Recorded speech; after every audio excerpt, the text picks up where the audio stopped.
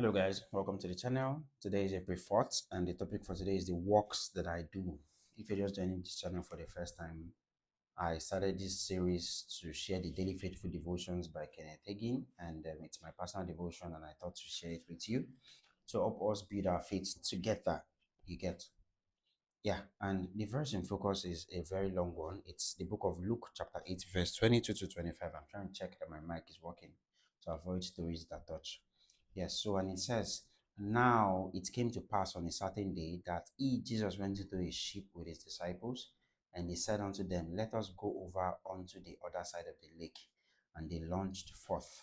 But as they sailed, he fell asleep. And there came down a storm of wind on the lake, and they were filled with water and were in jeopardy. And they came to him and awoke him, saying, Master, Master, we perish. Then he arose and rebuked the wind and the raging of the water, trying to add those dramatic effect to it. And they ceased, and there was a calm. And he said unto them, where is your faith? So, dear friend, where is your faith?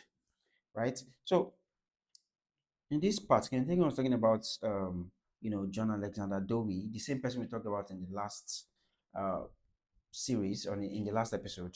I said he was born in Edinburgh, Scotland. Edinburgh, I hope I pronounce it well.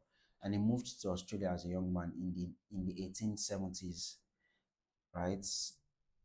In the 1870s, sorry, while he was pastoring at a congregational church in Newton, Australia, a terrible plague swept through the part of the country. And so it was during this plague that he received divine light on healing and the authority that believers possess, right?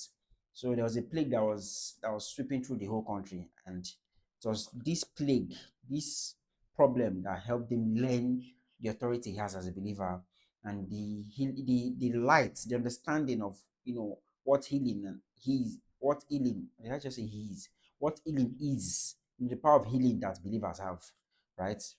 And he said that Dowie said he has crossed the ocean 14 times by ship.